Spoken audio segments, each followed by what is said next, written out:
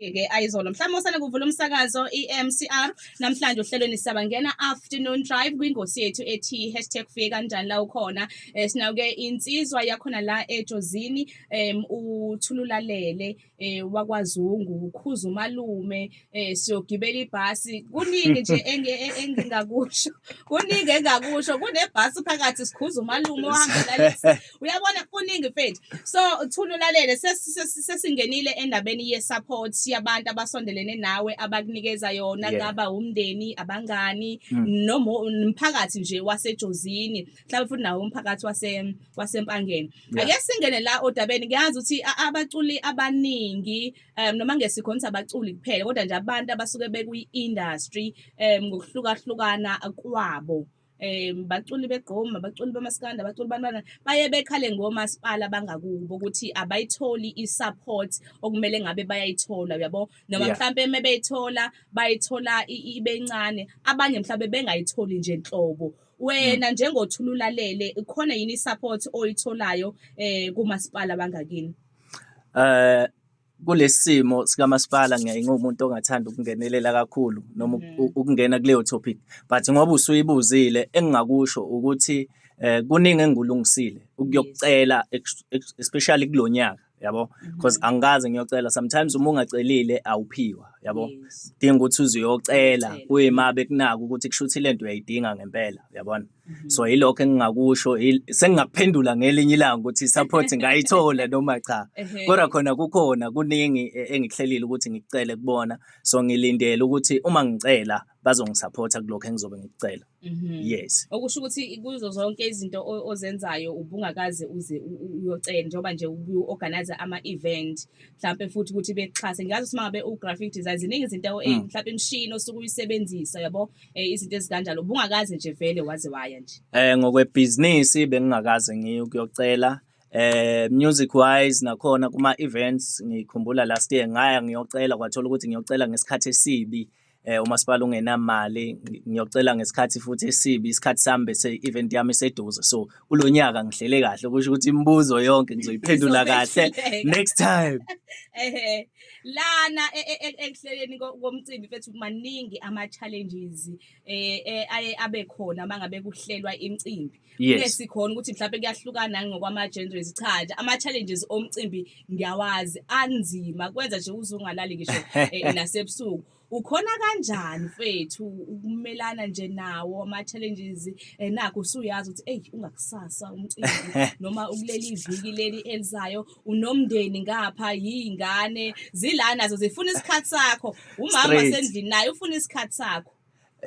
no into yami simple ngumuntu othembekile kumina kuqala number 2 ngiyathembeka kuwo wonke umuntu engisuke ngisebenza naye so ama-challenges abakhona wona kodwa kumina angikaze ngafeyisana nama-challenges ngale ndlela yokuthi ekugcineni kosuku ngigcine ngingasakwazi ukuyenza i-event but ama-challenges ajwayele ukuba khona ukuthi umuntu ombhukhile for i-sound akafiki ngesikhathi uyabona mhlawumbe i-security ayisa-respond yabo kodwa-ke ngenhlahla ngine-history kuma-event angikaze ngenza i-event kwaze kwafika to a point whereby kune-artist engingalikhokhelanga yabo kuno-service provider engisuke ngingamkhokhelanga kuba nje sekuhleleni kwami ngihlela ngendlela abantu ngibakhokhele ngesikhathi kuze kube ukuthi umcimbi kufika usuku lwawo uyaphopha luckily-ke akaze ngaba event organizer oxabana nama-artist noma oxabana nomuntu nje so and then ware ngihappy ngakho ku-event engisuke ngikuyona kancane ukuthi yenze i-loss ngokwe-experience yami nangokwe-profile yami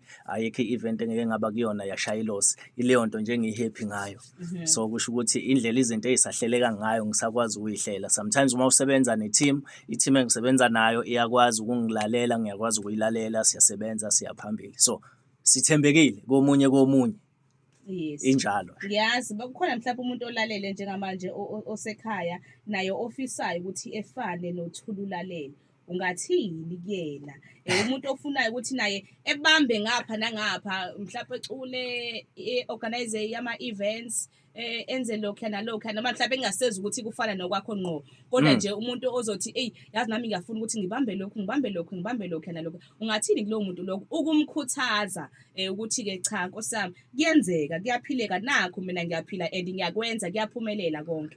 Yeah, kuyenzeka khona. But kufuna ukuthi nje ube umuntu ohleze eyihlekela onenhliziyo enhle. Number 2, awulali. Awunaso isikhathi sokuphumula because kuwena kunama-office amaningi. That means unama-department ahlukene.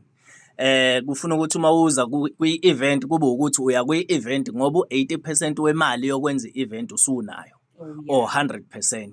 Uma uza ka-music uze ngokuthi uzodlala until u-understand music bese wenza ibhizinisi. If uza in business ke manje ususevisa khona abantu kudinga ukuthi uyitshele ukuthi ngifuna ukusevisa umuntu to a point whereby engakufeel ukuthi ngiyamsiza uyabo.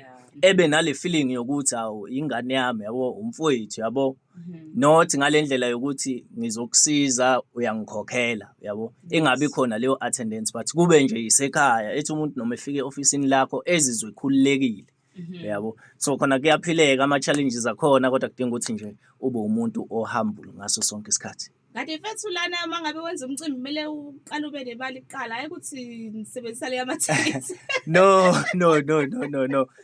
Iyabashaya kakhulu ko-event organizer abaningi. Uthola ukuthi uya kwi-event akanayo imali ye-event. Mhlawumbe unemali yokukhokhela i-sound kuphela. Uthemba amathikithi. Ekugcineni kosuku akasakwazi ukuyikhokhela i-security. Akasakwazi ukumkhokhela u-artist othile uyabo. So akasakwazi ukwenza izidingo manje bekumele ezenze makuphela i-event. Kanti mina ngiyaye ngenze nje into zami zibe simple uma ngenza i-drawing ye-event ngenza sure ukuthi u-80% wokukhokhela izinto engiyidinga kwi-event ikhona. Sekungabe ukuthi-ke into esalayo ikakhulukazi security because uyikhokhela ekseni. O-service provider bakho uze wenze sure deposit kumele bayithole. So kunzima khona kodwa kumele kube ukuthi wenza i-event u-80% wemali oyidinga kwi-event usunayo. So kuyaye kube nzima kakhulu khona. Njalo uma senza ama-event nje kumele kube ukuthi imali iphume ephaketheni ngoba uma ulindele i-sponsor sometimes asikuniki imali. Awekho nathi amalunda la ejozini madoda. Abakakholelwa ku-music bakhona. Abakakholelwa ku-music, abakakholelwa kwi-event. Number 2, uma ufaka imali kwi-event uyayulindela ukuthi leyo mali izobuya. Kanti kuma-event ayabe khona ejozini ake ngithi nje 80% wama-event ayabe khona ejozini awaphophapi ngale ndlela yokuthi aze interest umuntu othile onebhizinisi ukuthi ezotshala imali kulona kuleyo event yabo. But ekugcineni kosuku sekudinga ukuthi wena uhambe uyom-understandisa ukuthi imali yakheka kanjani yabo. Ngoba usuke ebuka i-attendance kanti akazi ukuthi there is business engale la phakathi ku-music yabo. Okay right. Ushilo wathi-ke unenkampani onayo uthe ibani one? Ikhampani yami ibizwa u-One World. Okay. Khona yini mhlambe abantu obaqashile lapho njengekhampani nje abantu ngiyazi ukuthi umuntu uma ngabe enza ikhampani kwabanye kusuke kuvuleka vele kwamathuba emisebenzi futhi uzoqasha abantu abazobe bemlekelela lapho kuleyo khampani yakhe. Wena-ke njengothululalele bakhona yini amathuba emisebenzi oke wawavula ukuthi abantu cha abeze bazozama nangapha ngakuwena njengoba usunenkampani? Yeah, kuyenzeka. If for example if ngithole ake ngithi umsebenzi nyana yabo angeke uze ungithole mina ngiyokwenza lowo msebenzi.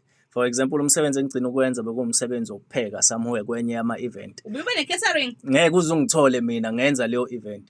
But ikhampani yami isuke ingene lapho ngenxa yokuthi izofaka i-service. So mina njengomnikazi wekhampani I have to think ukuthi ibaphi abantu okumele ngibaqashe ukuze bekwazi ukuyongenzela lowo msebenzi loyo. Noma kuwumsebenzi wesikhashana but kumele ngigcine ngicommunicateile nabantu bekwazi ukuyosebenza lapho. If kuwukuthi ngithola umsebenzi we-printing enkulu ngibona ukuthi okay fine angeke ngikwazi ukwenza ngiyi-one kuzomele ngifuna abantu abambalwa bazokwazi ukungi-assista kuyo yonke lento yabo.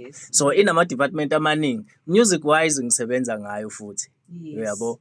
So nje akhona amathuba but akusiyo amathuba permanent yabo. So uma ukuthi ngizosuke ngikubizile ngaleso sikhathi mhlambe ngikubizela u2-3 days yabo. Oh yeah. Yes, kuba kanjalo nje kule company asikabi nayo into estable ukuthi hayi i-One World yakubiza uzosebenza permanent Yeah, ngaphandle kwalama artist asekhona under One World.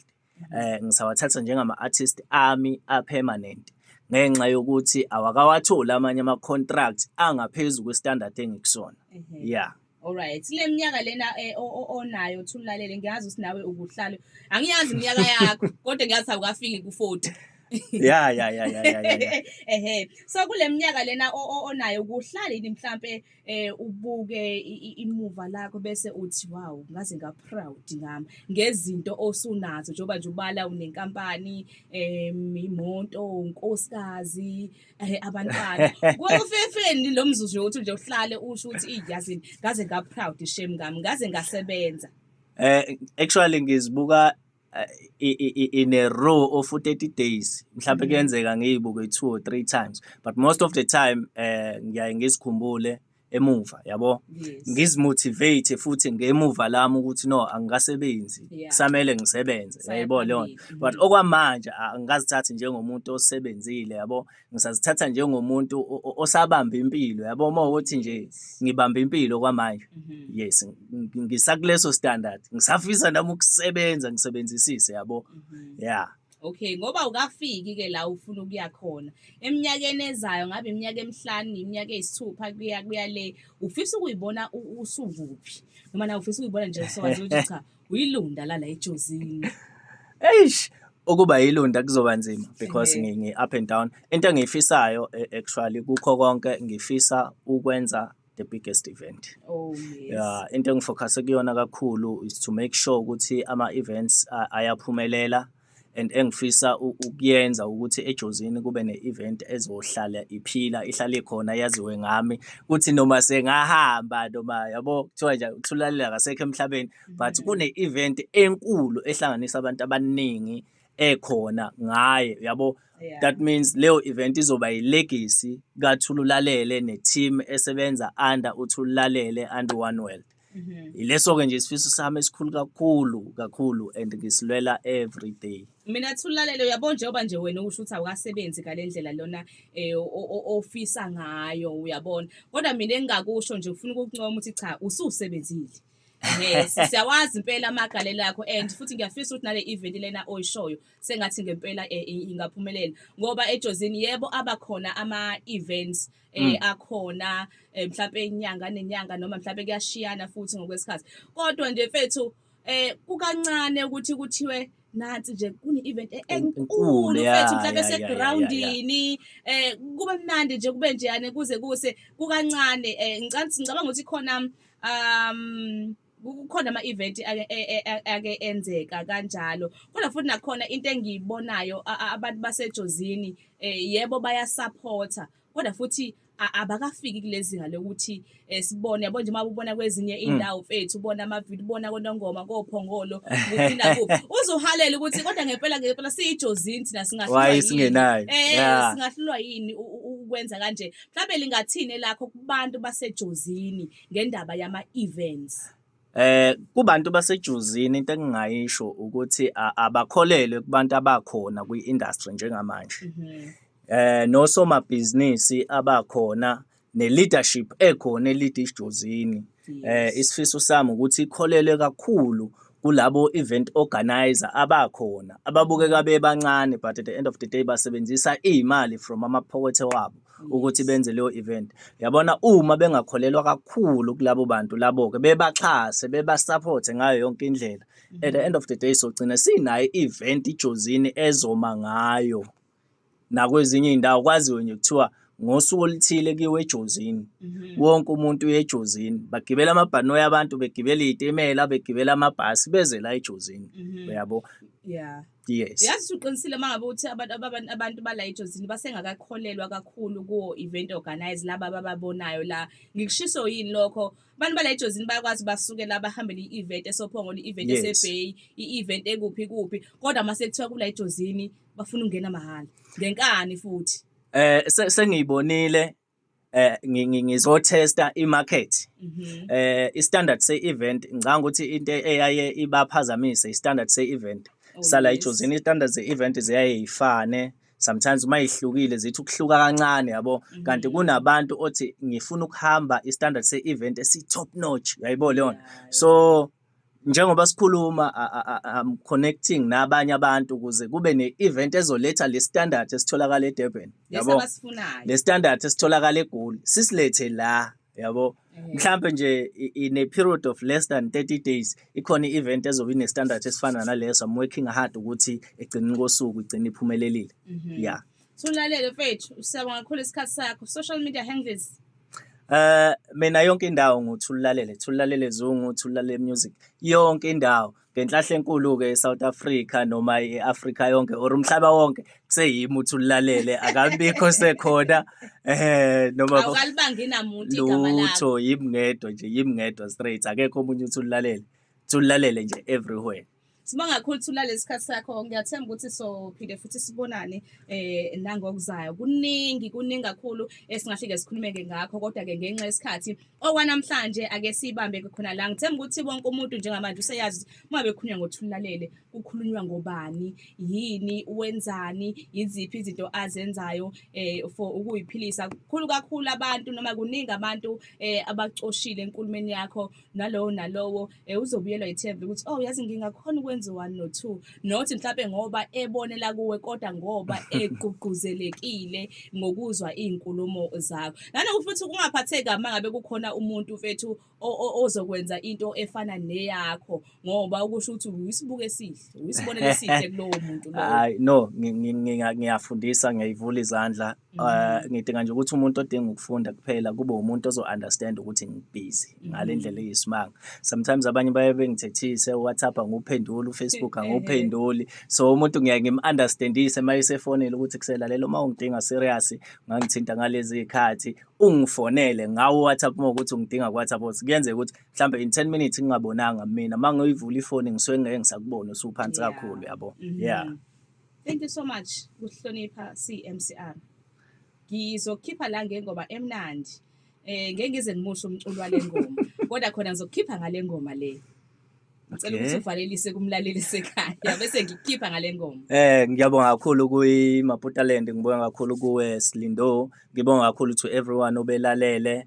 Umsebenzi mningi ukhona, ngizohleza nje ngi-relevant kwi-industry. Ngenhlahla ke engikushiyile bengishutha music video in 2 days. So low music video uzovela kwi-Channel O as soon as possible ngeke iphele inyanga. Number 2 kuzoba ne-event futhi ngokunjalo mase ivala inyanga. So kuningi ngiyavalelisa nje kubalalele emakhaya nakuwo wonke umuntu. Ngiyatholakala everywhere ngoThulalele Zungu. Bafethu ngiyabonga kakhulu, angiyilutho ngaphandle kwenu. Danko. Sikoma kangaka manje.